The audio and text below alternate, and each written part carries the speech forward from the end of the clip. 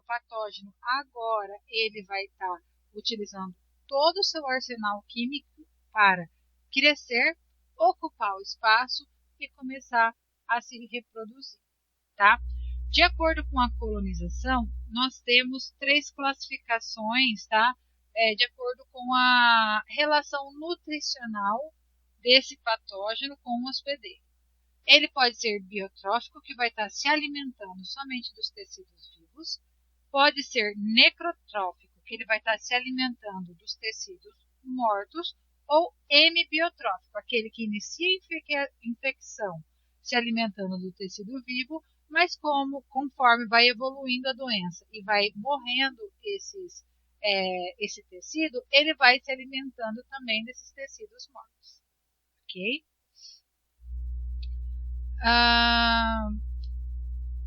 Essa colonização e reprodução, ela pode estar acontecendo concomitantemente, tá? O que isso quer dizer? As duas coisas ao mesmo tempo. Ele está colonizando e está se reproduzindo, porque ele vai cada vez colonizando espaços maiores e ao mesmo tempo vai estar se reproduzindo. E essa colonização ela pode ser feita na superfície, por exemplo, de doenças como coídio, subcuticular, tá?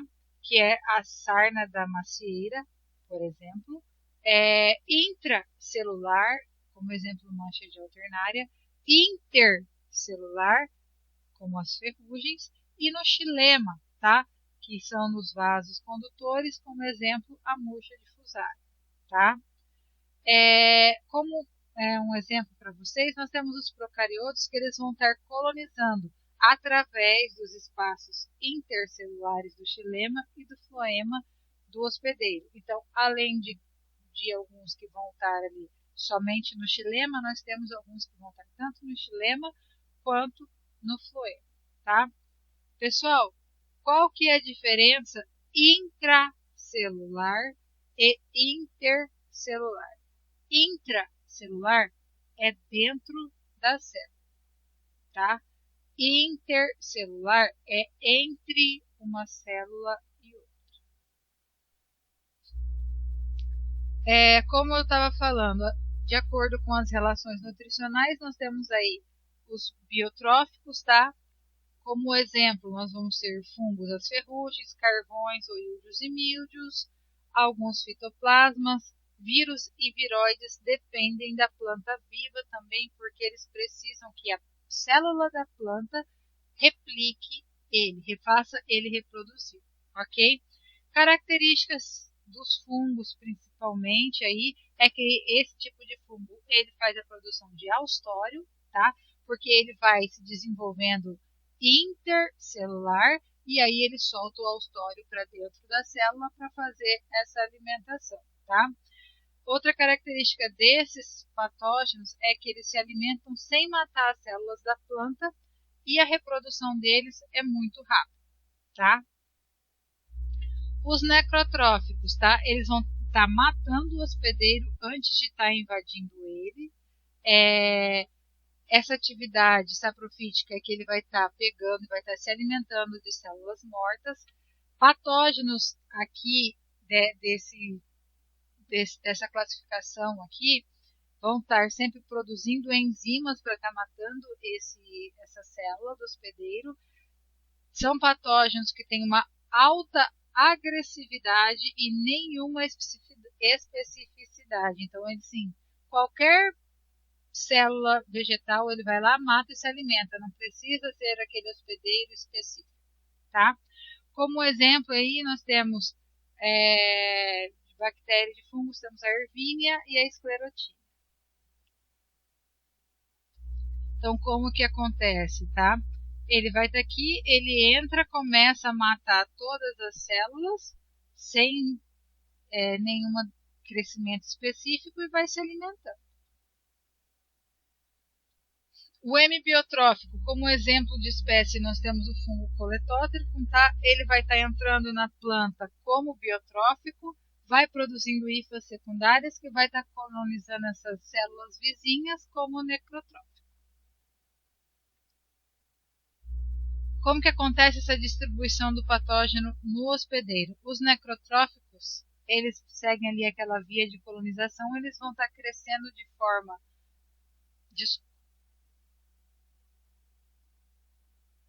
Como que acontece essa distribuição do patógeno no hospedeiro, a diferença dos necrotróficos e dos hemibiotróficos e biotróficos?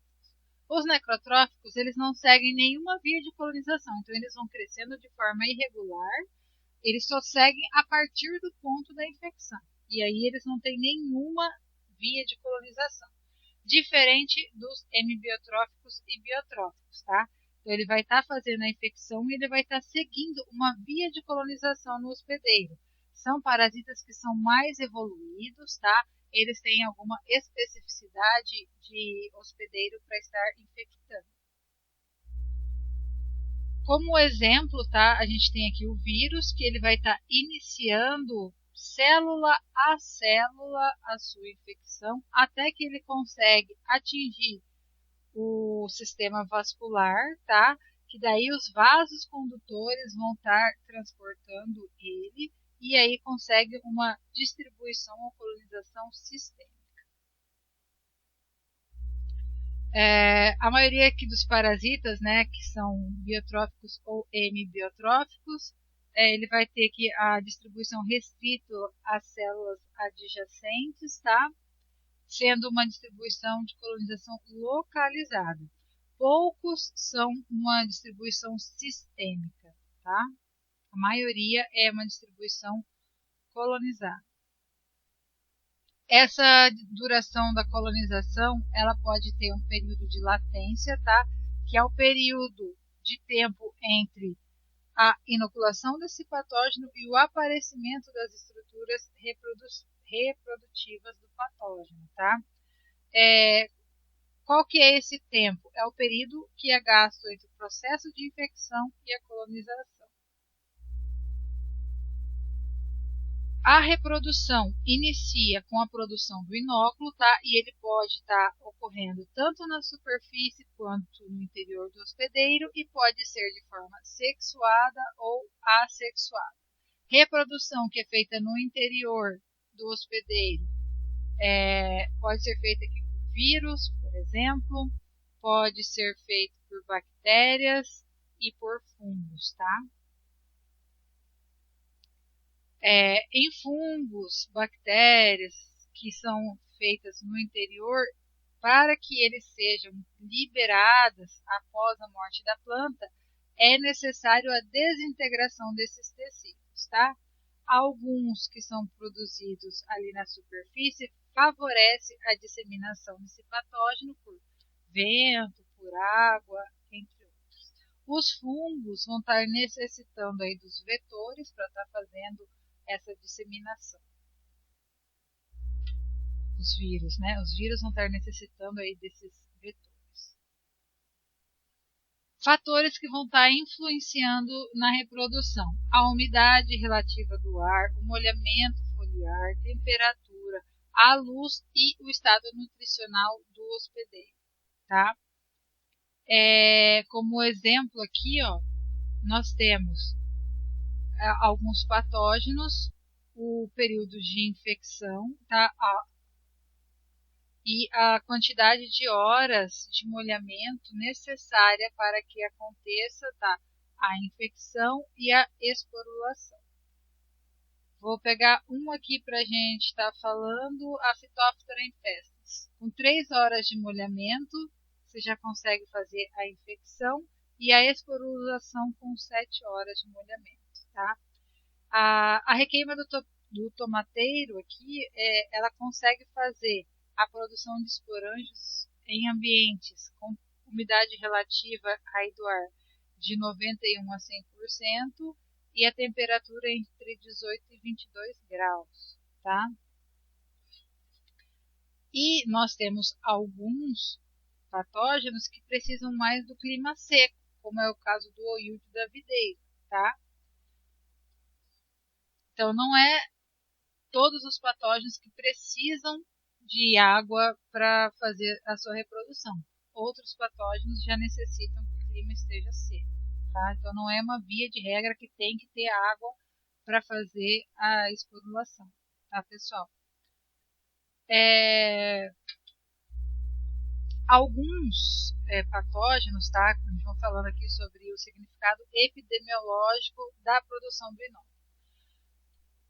Nós temos patógenos que têm um padrão intermitente de esporulação. O que isso quer dizer? Ele produz vários picos de esporos durante o seu ciclo no hospedeiro. Isso é muito comum acontecer em regiões tropicais.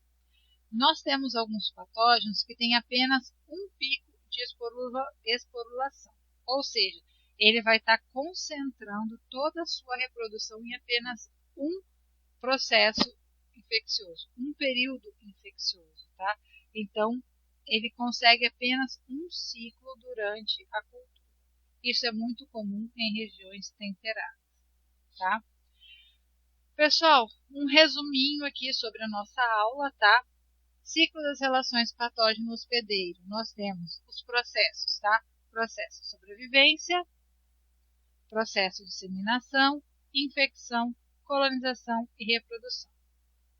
A sobrevivência nós temos mecanismos de estruturas especializadas, atividades saprofíticas, plantas hospedeiras, vetores. A disseminação ela é dividida em 3 etapas: liberação, dispersão e deposição.